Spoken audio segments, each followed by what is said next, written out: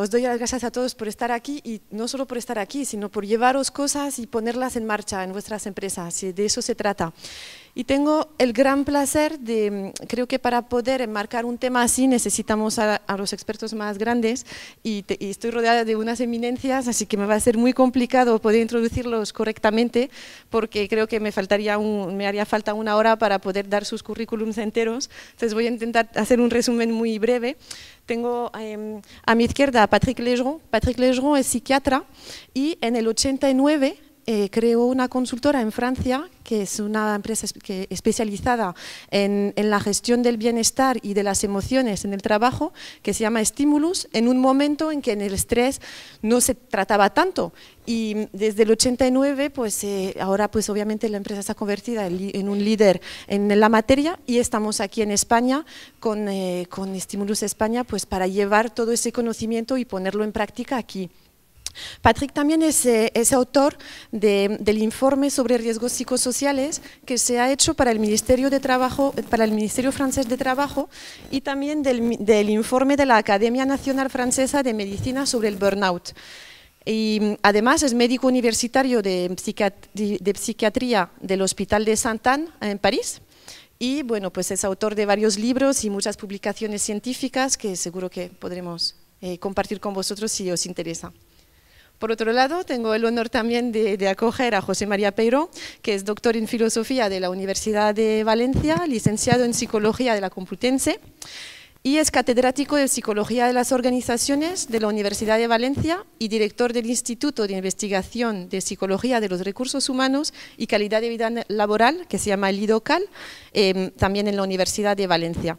Coordina numerosos programas universitarios y ha recibido muchos reconocimientos, de hecho tiene una medalla que ha recogido ayer en Madrid, así que la tiene ahí puesta, y dirige múltiples proyectos de investigación relacionados con el estrés laboral y la salud ocupacional. También es autor de varios libros y de publicaciones científicas, así que creo que estoy muy bien rodeada para poder enmarcar este tema. Y lo que haremos es hacer el debate entre inglés y español, y si tenéis alguna duda, pues no dudéis en hacérmela, y vamos a intentar que todo el mundo esté cómodo con el tema de idiomas. Entonces, primero quería hacer ese debate en formato de preguntas para hacerlo dinámica, pero no quiero ser la única en preguntar, entonces os pido que vayáis preparando algunas preguntas también, porque dedicaremos un momento para el debate, ¿no? Al final de esa charla, así que en castellano, en inglés, como lo queráis, pero si queréis ir pensando en alguna pregunta, pues ahí no es todos los días que tenemos esa oportunidad. Entonces, mi primera pregunta la voy a dirigir a José María en primer lugar, que sería, ¿por qué consideras, José María, que es importante para las empresas y los directivos construir una empresa saludable? ¿Cuáles son las ventajas? Muy bien, bueno, pues muchas gracias en primer lugar por invitarme a este foro que me parece interesantísimo en este lugar y en este marco institucional que es la Fundación máshumana, y gracias también a Stimulus por haber hecho posible que yo esté hoy aquí. La verdad es que la pregunta de por qué es importante que las empresas, digamos, se promuevan la salud es porque las empresas trabajan para conseguir sus objetivos y su misión. Las empresas trabajan con personas. Las empresas trabajan con personas. Y si esas personas no ponen lo mejor de sí, no ponen su engagement, su compromiso, su motivación, las empresas no van a conseguir sus resultados, no van a conseguir su misión. Yo digo que en muchas ocasiones las empresas no están allí para ganar dinero, pero ganar dinero es una obligación para conseguir su misión. La misión es otra, es dar servicio a la sociedad, es producir productos adecuados, valiosos, producir servicios, pero desde luego la manera en que nos organizamos requiere que haya return of investment, que haya resultados, y desde luego sin las personas eso es imposible. Ahora, si eso es así, ¿por qué no todas las empresas y por qué muchas empresas no se preocupan tanto por las personas, al parecer? Bueno, pues porque hay todo lo que yo llamo unos factores de contingencia. El primero y muy grande, y a mí me preocupa por tener una visión global, es el país y el entorno y la región donde estamos. Todos sabemos que en países poco desarrollados, en muchos casos el trabajo no es humano, es más bien deshumanizador. De hecho, la International Labour Organization tiene un programa de decent work, o sea, de trabajo decente. Y si ustedes van mirando ese programa en los distintos países y miran los objetivos que se ponen, algunos preocupan mucho, porque, por ejemplo, quieren bajar el porcentaje de explotación infantil, de trabajo infantil. Es decir, claro, entonces, ¿por qué hay personas que no hacen eso? Bueno, un factor es dónde estás y cómo es tu contexto. El segundo factor es, desde luego, si tú miras al corto plazo o al largo plazo. Empresas que se montan para 3 meses en la playa, dar un chiringuito, pues muchas veces dicen, yo tengo que hacer mi campaña y si los camareros no tienen unas condiciones adecuadas, pues lo siento, pero yo tengo que hacer mi campaña. Claro, no es lo mismo el corto plazo que el largo plazo. Además, el tema del desempleo. No es lo mismo estar en una sociedad con unas tasas de desempleo, de pleno empleo, que cuando el desempleo está en el 20 y tantos %. También ahí las empresas tienen margen para, digamos, sentir más o menos la necesidad de preocuparse por las personas. Otro aspecto que yo resaltaría, cuánto lo que aporta la persona a la empresa es un valor esencial para tu negocio. Si lo que tú haces es esencial, la innovación, la creatividad, el interés de la persona por aportar valor al trabajo, si eso no es así, si eso es así, o la empresa se preocupa o tiene un problema muy grande. Ahora, con esto yo que estoy diciendo, que hay factores contingentes que hacen que unas empresas estén mucho más empeñadas que otras, pero todas deberían estar empeñadas, porque más allá de ese factor instrumental, también hay otro elemento que yo creo que es muy importante, y es la habilidad y la capacidad de la dirección de la empresa por articular de manera adecuada que buen trabajo esté relacionado con bienestar y con calidad de vida y con salud. Y sobre todo con un reconocimiento, que hay gente que puede estar en la empresa muy feliz y muy bien, pero hace poco. Dice, me acuerdo de un modelo que decía, aquí mucho no hacemos, pero nos llevamos todos muy bien. Y alguien dijo, eso no es una empresa, eso es un club social. Entonces, claro, lo importante aquí es articular bien el contribuir y el recibir. Y que una cosa esté vinculada a la otra, porque eso estimula la aportación de valor. Entonces eso es una responsabilidad de la dirección. Para terminar, por lo tanto, yo lo primero que diría es el bienestar y la salud en las empresas, que es una obligación y es una responsabilidad, no automáticamente como un deus ex machina produce resultados. Hay que trabajarlo y hay que saber qué condiciones hay que crear para que eso produzca resultados. Y eso es responsabilidad de la dirección. Y por último, las empresas tienen una responsabilidad social. Yo creo que las empresas son un gran capital social de la sociedad y que aportan y que son bienes sociales, son bienes de acción y de contribución social. Y lo son no solo porque producen productos, no solo porque producen servicio, no solo porque producen riqueza y después la distribuyen adecuadamente, lo son porque contribuyen, permítanme la expresión, a producir a las personas. Porque ¿qué somos las personas? Las personas somos un proyecto que autobiográficamente vamos haciéndonos. Y mucho tiempo nos hacemos en el trabajo. Lo lamentable es que en algunos casos en el trabajo nos deshacemos, nos destruimos. Entonces, una empresa que cabrea y produce personas cabreadas, deteriora la sociedad. Y una empresa que produce personas saludables, que produce personas que se desarrollan, contribuye a mejorar el capital humano de la sociedad. Y eso es la principal responsabilidad social corporativa de toda empresa. Para mí eso es lo importante. Y eso, ¿quién puede hacer que las personas no estén cabreadas? Las empresas que tienen sistemas que no cabrean y que en sí mismas no tienen una cultura de cabreo, sino de bienestar y de calidad de vida y de valor por las personas. Muchas gracias, José María. Muchas gracias. So, Patrick, it's my turn to ask you the same question, if you have something to add to what José María just said. Why do you think it's important for companies to build healthy companies, and what do you think are the advantages? Okay. First, gracias, but that's the only word I will say in Spanish. I'm sorry. I only speak English with you. But I've understood what José María said, as I have the translation in English, fortunately, you know. So I want to thank you, the Foundation máshumana. I want to thank you, all of you. It's a pleasure for me to exchange with my colleague, a Spanish colleague, José María. And I just want to complete what José María said by just telling 2 stories that happened to me from my own experience, you know. And in these 2 stories, I'm going to tell you, you'll find some answers to the question why companies should be aware of the importance and to develop action to promote well-being at work. The first story happened 20 years ago, so that's a long time ago. It was a very nice meeting held and organized by the European community, and you know that the European Agency for Health at Work is in Spain, in Bilbao. So it was, but this meeting was organized in Amsterdam, Holland, and it was a small meeting, only maybe 60 or 50, 60 people attending. The audience was not so big, but the speakers and the people attending the audience was very great. It was mostly a top manager of big European companies. We have, for example, we have the British, one of the CEO of the British Procter & Gamble. It was German SAP.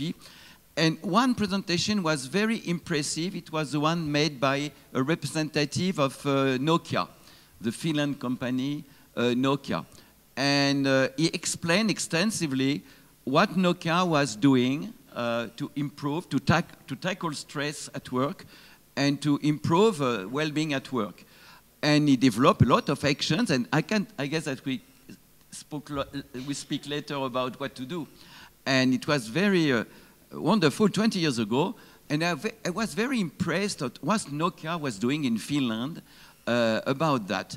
And when his presentation was done, I talked with him, and I congratulated him. I said, that's wonderful, you're taking care of people, you have a very human approach of work. And he smiled at me. I was surprised. And I think he saw that I was a medical doctor and that my interest was the well-being, the mental health of people. But he looked at me and he said, that's good business. That's very good business indeed. And so he showed me data, figures, showing the amount of money is spent every year. It was a lot of mark. At this time, it was not still the euro, it's the Finland mark. And I don't remember exactly the amount, but it was hundreds of thousands of mark. And he said that's a lot of money, but the return on investment is so great. If we won't do that, it will cost 3 times more. And so the return of investments were wonderful. And he said, in your countries, what are the promoters?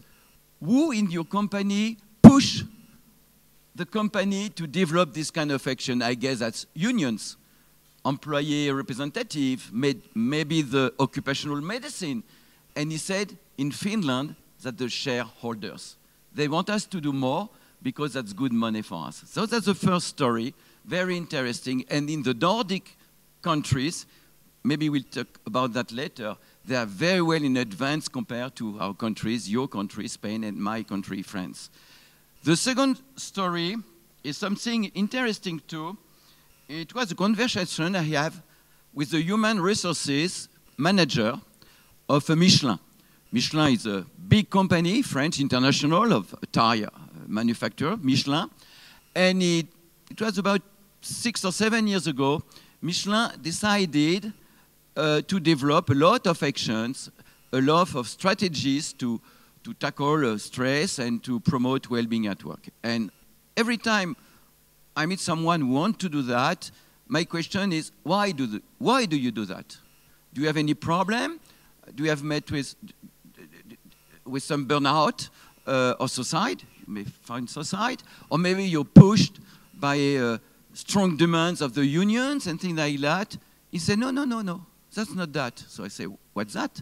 He tell me, we want to attract the best. We want to attract the best. We are a very important company, and we want to have the best employee. And to attract them, you have a lot of things you can do. First, if you have a wonderful brand image, of course, if your company is very famous, and you may attract a lot of people, and Michelin, of course, is a very, the brand image of Michelin is great. Okay. You may have good salary, good if you pay well your salary, your employees. You may also have nice career development, of course. But one we think is a very important issue is the quality of life. Most of the people, and mostly, I guess I will talk about that later, the young generation is very sensitive, of course, to the work, to the company, to the pay, and like that, but the quality of life. They want to be happy, and they will choose the best, when they have the choice, of course, will choose the company that offer and that's sensitive to that. And I guess that these two stories complete what José María said about the financial, the economic aspect, and also the attractiveness of companies. Muchas gracias, Patrick. Bueno, pues muchas gracias por compartir con nosotros esas experiencias de empresa, ¿no? Que entiendo que realmente, pues por resumir, los 3 puntos que nos llevaríamos es que primero, según te comentaba ese directivo de Nokia, tenemos un retorno de inversión de 1 sobre 3, ¿no? Que él decía que por eso valía la pena realmente invertir en el bienestar. También apuntabas que es muy importante para la retención del talento. Creo que todos estamos muy concienciados en la importancia de atraer nuevas generaciones y, como bien decías, pues no solo el sueldo, no solo la parte económica es la que hace que atraemos y retenimos esas mejores personas. Muy bien, pues voy a pasar a la pregunta siguiente, que voy a empezar por dirigírtela a ti. Entonces, después de tratar del por qué, vamos a tratar el qué. In your point of view, what is a healthy company? What are the key components to ensure a healthy organization? Es decir, ¿qué sería para ti una empresa saludable? ¿Qué serían las claves que componen una empresa saludable? Okay, in English again, but I guess that you can translate it if there is any problem. I would say something that always surprised me, that we know very well today what we can do to have a healthy company. And there is a lot of researches. We have a lot of knowledge about what is stress, how to tackle stress. We have a lot of information, I mean scientific information, scientific knowledge about what is well-being, what are the elements that make someone feel well, not only at work but in life. And what is the most surprising for me is to see the gap between what we know and what is done in the companies. That's my first remark, before answering specifically to your question. The second remark is, as you know, there's a lot of cross-nation, cross-cultural studies looking at what companies, and mostly in Europe, in the Union, European Union, is done. And as I told you, the European Agency regularly published surveys. The last one is called ESNER. It published in 2015, so that's last year. And in that study, you and me, Spain and France, but not only these two countries, are at the very bad level. We are under the mean of the European Union. The top countries are Nordic countries, Denmark, even Germany, and things like that. So we know that some countries can do a lot of things that we don't do. So, I answer your question now. What is a healthy company? A healthy company has 3 key components. First, healthy organization.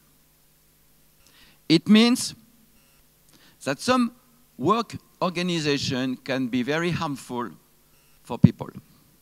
For example, of course, that's obvious when the workload is too heavy, when people have too many things to do, but also when they lack of autonomy. And one of the major trends in companies, in the work organization, is to process everything. Everything is a process. And even in some creative work, I work a lot with medical professionals. surgeons and things like that, and told me, no, we have a lot of process. Of course, process is something important because it guarantees the quality, it guarantees a lot of things, but sometimes it means no meaning for people, so the lack of autonomy. You also have a lot of things that can be done about that. There is something very important also to say, is that the way the work is organized may be very risky in terms of mental health for people, but you have also a lot of components that are very good. And that's something that I want to stress, is that basically work is good for health. We say a lot of things about work, about you're going to suffer at work, about work is a risk for your health, of course, because you know burnout, you know a lot of things, and among burnout you have also physical issues, like heart attack, and it's proved scientifically that when you overstress, you can have an heart attack. So it's a risk factor not only for your mental health, but also for your physical health. So it's good to repeat that work is good for us. So it means something very important. So in the organization of work, you have some risk factors. I said overload of work, too much work, lack of autonomy, I think like that, and so on and so on. But you also have a lot of protective factors. And the protective factors is, of course, the meaning of what you do, is the relation we have with your colleague and things like that. And when you want to understand how to build a healthy organization, you have to look at the risk factors and the protective factors. And that's very simple. That's the balance between these two categories of factors that lead to well-being or to distress, psychological distress. And so that's something very important. You can decrease, reduce risk factors, and increase protective factors. So that's the first level, and I guess that I know what José María is going to say, so he will develop that a little more, the organization of work. But that's not the only thing, you know. A lot of studies have only focused on work organization. And I guess that's a pity. For example, I don't know how is it in your country, but in France, for example, the unions focus a lot about working conditions. And that's organization factor. But that's not the only one. The second one is the management factors. So beside the healthy organization, you have a healthy management. What does it mean? A lot of studies are still based on what we know at a scientific level, at a valid level. It knows that the way managers lead their team, the behavior they have, the decision they have, may be a risk factor or a protective factor. And there is a lot of things that managers should do to manage people. And I just point out few of them, but very important them. The first one is recognition. Recognition. And that's amazing to see. In the international survey, the European survey I was talking about a few minutes earlier, there is a large panel of employees in Europe. That's about 60,000 people were surveyed regularly. And a very simple question is asked to these people. Do you have the feeling of being recognized at work? If you are Danish, if you are Swedish, even if you are from Netherlands, the rank is very high. About 85% of Danish answer yes, I am recognized. In France and in Spanish, that's about the same, that's just a little more than 50%. So that's something very important, recognition. But beside the management, there is a lot of things to do. When you're a manager, you manage people. I've heard so many employees telling me, you know what I am for my manager? I'm a figure in an Excel data. I'm not a human being. I'm a figure. I'm data in Excel in terms of my performance. You have to take care of people. What does it mean? I'm a psychiatrist, I would say you have to take in account their emotions. People at work have emotions. Negative emotions, anxiety, disappointment, anger, but also positive emotion, pleasure, a lot of things. So you have to develop what we call emotional intelligence. So you have a lot of skills, healthy management skills to develop. And the problem is that most of the managers are not trained, are not sensitive, are not evaluated on this key issue. So you see that a healthy company is a company with a healthy management. And last but not least, you have also to work on an individual level. Healthy companies should be able to help their employees to deal with a lot of problems, of daily hassles. Not only to help them to develop specific skills, from my point of view, stress management skills are something very important. You have to learn, everybody have to learn to cope with stress. Stress is part of a working life, not only working life, of a life of the new century. And you are able to cope with that, to develop your personal skills. And the stress management programs for employees are very, very important. That's what is done in countries that are very successful in that. You have to help them also to protect their health by health behaviors, of course, the diet, physical exercise, and things like that. You also have to help them with employee assistance program to be helped in a daily life hassles, for example, with their children and things like that. So that's something important. But as a conclusion of that, I would stress something that's maybe not politically correct to say to managers like you. You have people not to be too involved in work. Over-involvement, I would say as a physician, is a dangerous attitude.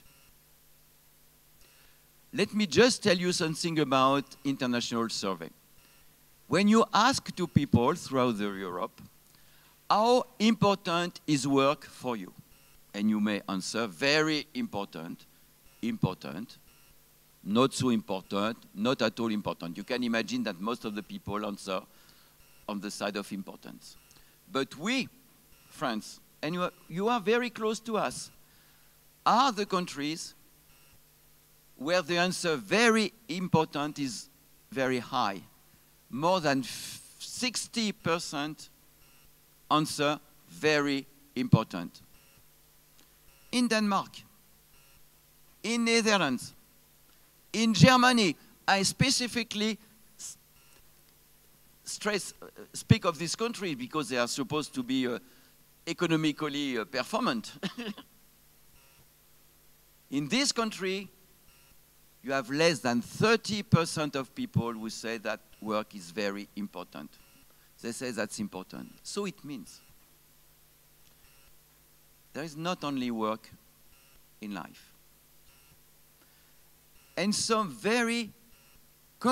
companies are very sensitive to the fact that people have to be involved, of course, but not to be over-involved, because the medical studies that have been done on trying to understand people who break down, people who have a burnout, of even people who suicide at work, always are people over-involved.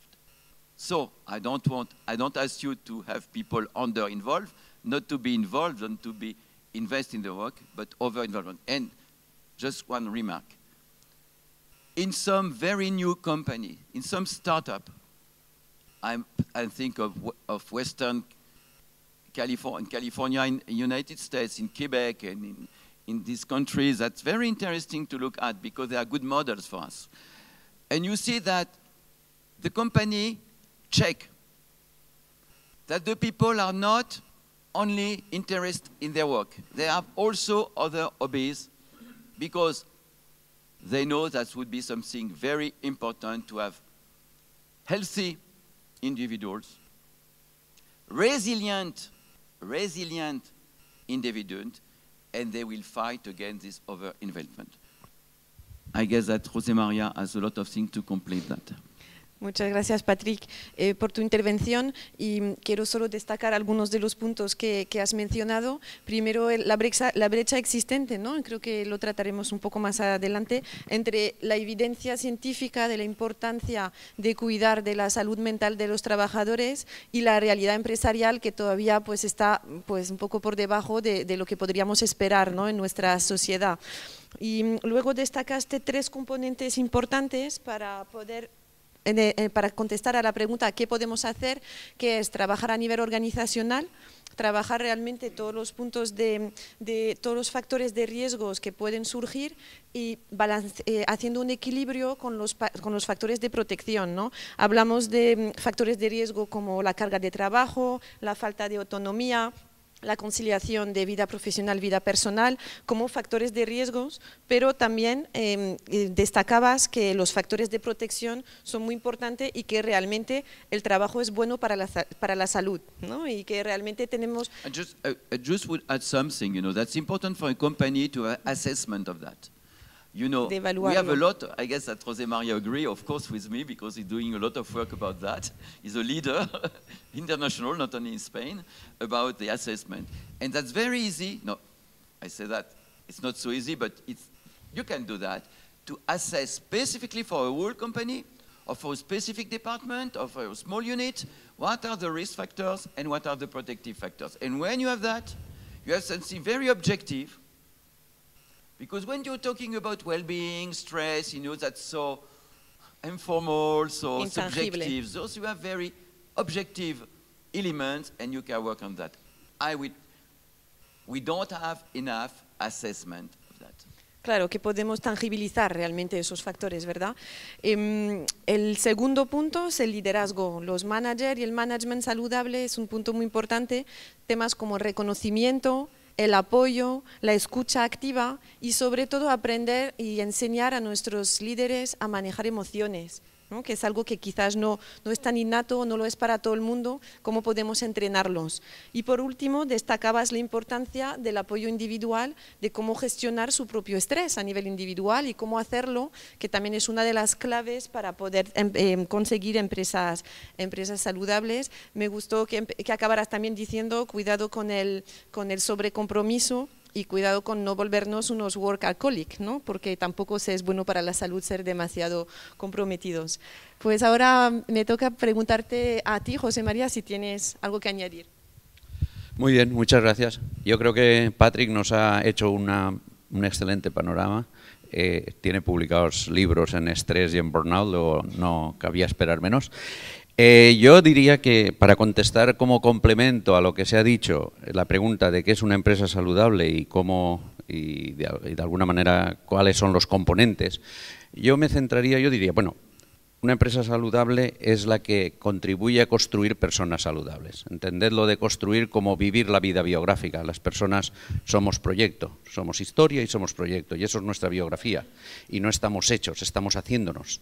Bueno, pues las empresas que contribuyen a que las personas nos construyamos, nos desarrollemos de forma saludable, eso para mí es una empresa saludable. Evidentemente, además, para eso hay que crear un entorno que yo le llamo salutogénico, es decir, que contribuye a la salud. El entorno de esas empresas debe ser saludable. Pero ahí estaríamos hablando de que la empresa es el entorno y las saludables son las personas. Sin embargo, yo creo que además hemos de aspirar, y voy a subir de nivel, porque nosotros en nuestro Instituto de Investigación defendemos que estos temas se han de hacer en un análisis multinivel y transnivel. Entonces las empresas, las organizaciones son también sistemas vivos, sistemas psicosociales vivos y sociotécnicos vivos. Y esos sistemas también podemos decir si son saludables o no. Hay empresas patológicas, hay empresas en sistemas patológicos, que su sistema es patológico. Y eso también hay que analizarlo. Ese nivel organizativo, ese nivel de la organización en su conjunto hay que analizarlo. Por ejemplo, se hizo un estudio en un hospital en donde se evaluó el burnout de las personas, de los empleados de ese hospital.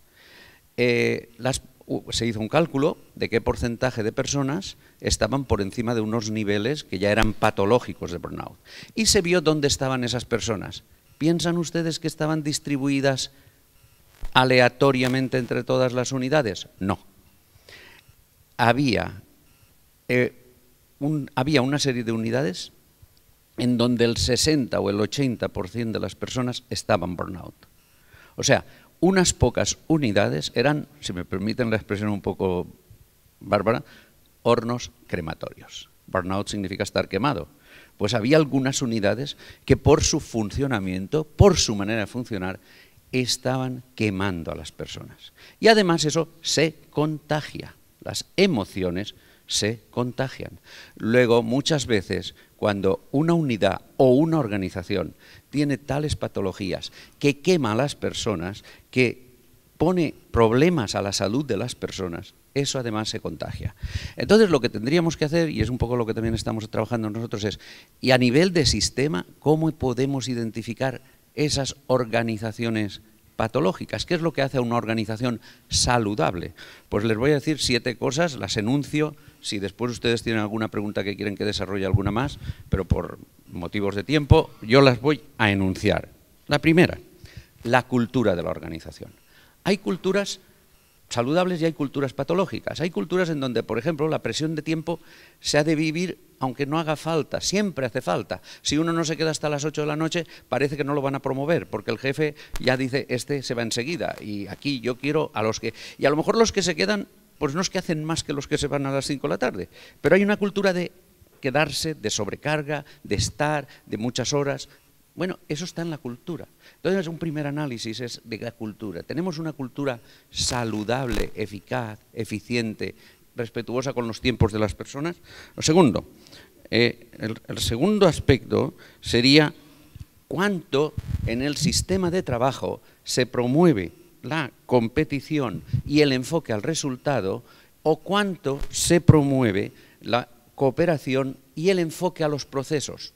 Cómo lo estamos haciendo, cómo estamos mejorando. Curiosamente, cuando se promueve más el enfoque al resultado, hay muchos más codazos, hay mucho más arribismo, y cuando se promueve más el enfoque al proceso y a ver cómo mejoramos los procesos, hay mejores resultados. Luego, ahí también hay que mirar con qué enfoque. El tercer aspecto que yo resaltaría es el liderazgo. El liderazgo... Puede haber un liderazgo abrasivo, puede haber un liderazgo... Curiosamente, hay estudios que muestran, hay un modelo de liderazgo que se llama el Leader Member Exchange y que mide la calidad del liderazgo. Curiosamente, en muchas ocasiones, un exceso de calidad en el liderazgo aumenta el estrés. ¿Por qué? Porque el líder, como cuida mucho a sus colaboradores más próximos, les pide a esos mucho. Y entonces hemos encontrado una relación curvilínea.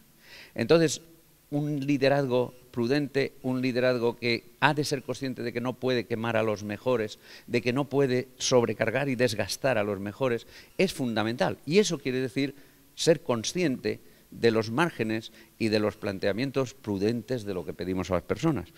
Desde luego hay unos liderazgos claramente negativos que son tóxicos y que deterioran y degradan las situaciones y funcionamiento del grupo. Un sexto aspecto que yo creo que es fundamental, o otro aspecto que es fundamental, es equilibrar bien la gestión de lo individual y lo colectivo.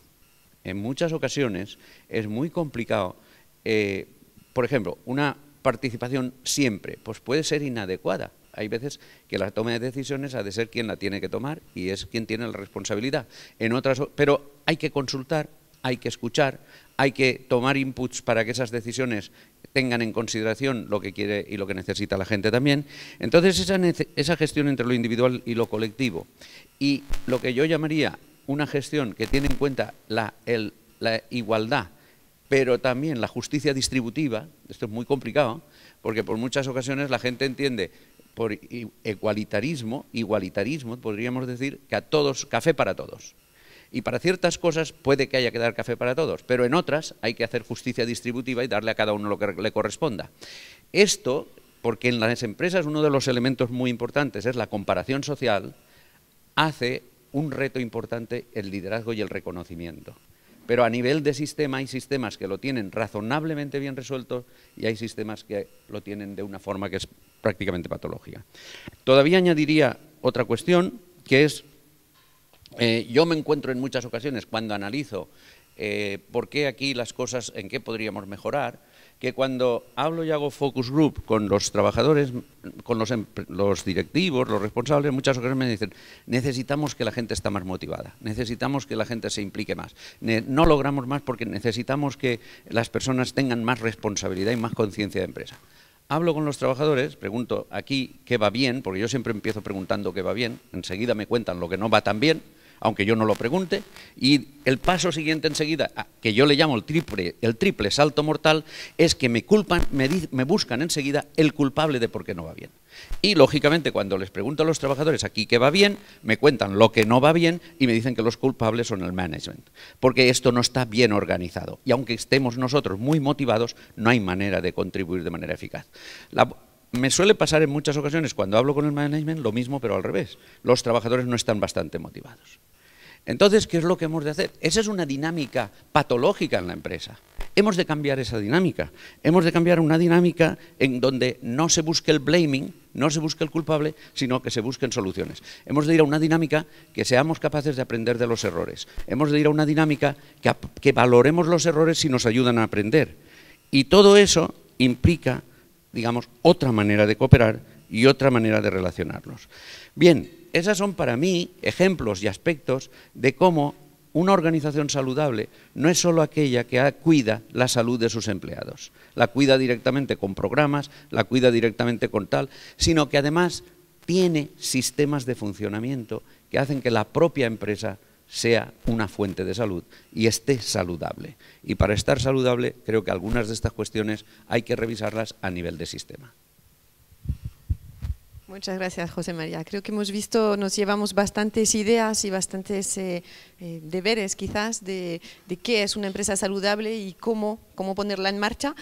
Yo os pediría ahora un ejercicio de tomar un poco de distancia con la realidad de hoy y proyectarnos a horizonte 2020-2025. Y mi pregunta sería saber desde vuestro punto de vista internacional, ¿qué sería para vosotros las grandes tendencias, los retos a los cuales nos vamos enfrentando? Voy a dirigirte primero a ti, José María, y then I'll ask you the same question. Muy bien, pues muchas gracias. Vamos a ver, venga, en telegrama. Para mí, no está muy bien que alguien haga el keeping del tiempo, sino... Ahora a ver, primero... Para mí, hace unos años en que entré como presidente de la Asociación Internacional de Psicología Aplicada, pues eso me forzó, yo había sido presidente de la Europea de Psicología del Trabajo de las Organizaciones, pero bueno, eso me forzó a mirar otras partes del mundo y para mí fue una crisis. ¿Por qué? Pues porque yo me di cuenta que en muchas ocasiones nuestra profesión, la psicología del trabajo y las organizaciones, estábamos trabajando a nivel mundial. Si yo cuento todos los trabajos del mundo, todos los puestos de trabajo del mundo, estábamos trabajando con el 30% de los mejores trabajos del mundo. A mí no me ha contratado, ni me ha buscado, y a otros tampoco, y a otras consultoras, una empresa en el centro de África, en Nigeria o en cualquier país, que están explotando a las personas para que yo vaya a mejorar el sistema. Eso a mí me puso los pelos de punta, porque dije, vale, la ciencia está contribuyendo, está haciendo mejores cosas, pero solo en la creme de la creme. Y lo que está grave sigue estando grave y no hay como ver vídeos que están por ahí viendo maneras de trabajar realmente indignas, realmente indecentes y realmente explotadoras. Luego, cuando yo miro a 20 años, quisiera que los niveles básicos en todo el mundo estuvieran. Hemos hecho un esfuerzo y hemos creado una asociación voluntaria a nivel mundial de Humanitarian Work Psychology. Y estamos ayudando con nuestros conocimientos expertos a las ONGs y a todas las instituciones a nivel mundial que necesitan conocimiento experto en psicología de las organizaciones y del trabajo, porque creemos que en eso podemos ayudar. Ahora, vamos a soñar también en nuestro entorno, en nuestras empresas. ¿Cómo ha de ser en el futuro? Bueno, yo creo que hay una serie de retos. La introducción me ha parecido interesantísima porque se nos dice que estamos en la era de la digitalización, estamos en la era de la diversidad, estamos en la era de la distribución del trabajo en distintos sitios, y todo eso nos plantea nuevos retos, porque eso puede contribuir a la salud o, mal llevado, puede contribuir a la enfermedad. Cojamos unos 2 o 3 ejemplos y luego, si quieren, desarrollamos más. La digitalización. La digitalización, por ejemplo, tiene un efecto de organización del trabajo las 24 horas del día. O sea, hay gente y hay empresas que se empiezan a trabajar en Australia y en Asia, después se pasa a trabajar en Europa mientras los de Australia ya empiezan a dormir, y después se trabaja en Estados Unidos, y así el ciclo de 24 horas de trabajo. Pero eso hace que la coordinación se complique muchísimo, y eso hace que en distintas zonas, distintos empleos, distintos trabajos que dependen de los anteriores, no estén bien organizados, y eso añade estrés a las personas. Bueno, pues eso es un ejemplo. Pero otro ejemplo, hablamos mucho de los líderes, y a lo mejor hay que hablar más del liderazgo y no tanto de los líderes. Y además hablamos de los líderes pensando que es uno el que tiene la responsabilidad. Cada vez más se habla de liderazgo distribuido. Cuando un grupo y un equipo es maduro, ya a lo mejor no hace falta un líder tan fuerte, sino que hace que tengamos una buena coordinación de liderazgo, como hacen, por ejemplo, los equipos de ciclistas, que cuando están subiendo una montaña y un puerto, el que más competente es en eso se pone delante, y cuando hay que hacer un sprint, el que más competente es en eso se pone delante y tira. Entonces, hemos de trabajar por ese tal. Otro tema. Hablamos mucho de trabajo en equipo. Yo en el futuro veo que hemos de trabajar mucho más eso, porque ya no será trabajo en equipo, será trabajo en múltiples equipos, en distintos tipos de equipos, y tenemos que cambiar el chip. Y lo que sabemos para un equipo de trabajar en equipo no será útil para otra cosa, y hemos de ser capaces de tal. Hablamos de diversidad, pero yo quisiera ver en el futuro una mayor capacidad de integración de las distintas generaciones, de los millennials. Yo quisiera ver en el futuro una mayor sensibilidad para entendernos en distintas culturas. Aquí, en varios países y cada vez más, en España tenemos equipos de trabajo y también colegios donde hay niños del norte del Magreb, niños del este de Europa, niños de Latinoamérica. Y los profesores, ante eso, ¿qué recursos les damos? Se desesperan. Te dicen, el 70% de mi tiempo es para mantener la disciplina. Y a veces un 30% puedo explicar cosas a los que atienden y entienden, porque los otros no entienden el idioma y entonces se han de distraer de alguna manera. En fin, estamos enfrentándonos a problemas bastante importantes, y creo que la contribución de la ciencia y de la experiencia, porque yo ahí sí que quiero decir, las empresas como las vuestras son punteras, son innovadoras, y eso es un capital muy importante, porque para que otras copien y para que otras se convenzan de que vale la pena, hay que dar buenos ejemplos, hay que mostrar buenas prácticas. Y ahí es donde yo resalto el valor de las empresas que están por la labor de ser punteras, de innovar, de experimentar y de trabajar para descubrir formas que convenzan a las otras, y que esas otras convenzan a las que van en el tren de cola, en el vagón de cola, a que vale la pena incorporar. Hacer demostración de buenas prácticas, de eficacia de las buenas prácticas e innovar es algo muy importante. Y así como he empezado con el decent work y todas las empresas que están en el bottom del bottom, en el desastre de allá abajo, acabo diciendo que para mí es un reconocimiento que haya empresas innovadoras que estén dispuestas a equivocarse, a ensayar, a trabajar y a buscar fórmulas para demostrar que pays off, que vale la pena y que así se realiza la responsabilidad social de las empresas. Gracias. Muchas gracias, José María, y por eso estamos aquí, y luego tenemos buenas prácticas que compartir con todos vosotros. Patrick, I will ask you to be quite short because I think we are a bit lack of time. So if you have something to add. So you put me on stress. Sorry about that. You stress. You stress. I'm not sure. No, I think that you're checking my ability to cope with stress. Okay, strengths and challenge for the future. What Okay. do you think are the strengths I'm thinking of what Woody Allen said once, you know. It's always very difficult to make predictions, especially when it's about the future. More seriously, I guess that we have to look what happened in the past 2 decades to understand and maybe to know what's going to be in the future. In the past decades, you've seen a lot of changes in work. And a lot of things have been said about all the changes happened since the 70s or the 80s of the previous century. But so little things have been said about the change not only occur in the environment, but in the people. Work is not the same as 30 years ago, but people are not the same too. In one word, they don't accept anymore to suffer. As a medical doctor, I've seen this big change.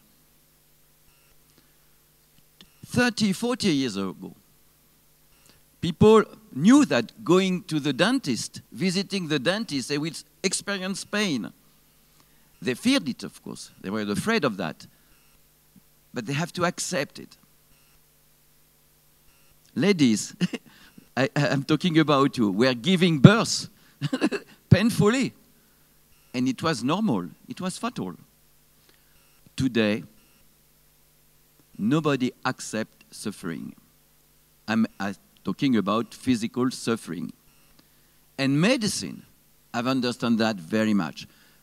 A good doctor, of course, try to treat your illness, but also take care of your pain. And if you think that the patients are weak, they don't stand anything, they are very sensitive, you are a middle-aged doctor.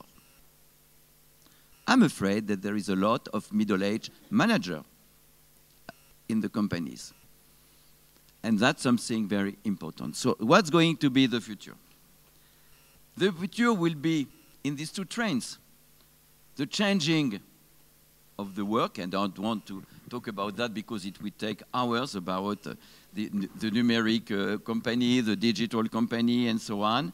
But you also will say individual. Expectations are going to be more and more important, especially in our country, and especially because it depends also on economic factors, especially where the employment will be better. Because one of the main difficulties to promote well-being at work is that the main issue is to have work. And for the politics, I say that in France, but I guess that's the same in Spain, the main issue is to have work, to be employed, and to keep your work. And the quality of work is the second issue, but it's going to change, I think, that. And I will end. I will have a lot of things I prepared, but maybe for the questions. You have something, what is going to happen is what happened in the past 2 decades. 20 years ago, companies were not very aware of their environment footprint. Do they pollute the environment? And the ecological environmental pollution is going to be a main issue. A good company, and laws are here for that, a good company has to be sure not to pollute, to respect the environment. What I said, the environment footprint that companies laid. And I guess that the human footprint would be as important 20 years later as the environment footprint. And that's how I see the next future. Thank you. Muchas gracias, Patrick, por la brevedad. Por resumir en unas palabras lo que has dicho, que apuntabas a que todavía hay managers de la edad media, ¿no? que se comparan con los doctores que promovían, que normalizaban el sufrimiento, y que esto va a cambiar y que dentro de poco nadie va a tolerar esos ambientes de trabajo no saludables. también indicabas, pues obviamente como a futuro el cambio digital, pero también las expectativas individuales que están cambiando y que tendremos que ser capaces de responder a ellos. Y luego me gustó también esa comparación entre la huella ecológica y la huella humana. Ahora estamos tomando muy en cuenta el tema ecológico, que antes era un tema que no estaba de actualidad, pues la huella humana es el segundo reto que tenemos todos que apuntarnos, ¿no?, en la agenda. Pues os agradezco mucho. Sefi, no sé si tenemos algún... Vale, entonces lo que vamos a pediros a los dos es si podéis darme como a modo de un tweet, de una frase muy corta, una frase para resumir un poco esa jornada. I will ask you to think about a short sentence, like a tweet, a very short sentence, only one sentence, to resume, to sum up the theme of today. So who wants to start? Okay. Stress again, but a stress, good stress, that helps you to be performant. I would say that we are, even it's at mass humano, the challenge is not only human, it's only economic. And I guess that it's good for the people, but it's good for the business. And most of the time you opposite the two. And most of the companies think, if I do something good for the people, it won't be good for the business, or if I do something good for the business, it won't be good for the people. That's both. That's a win-win approach.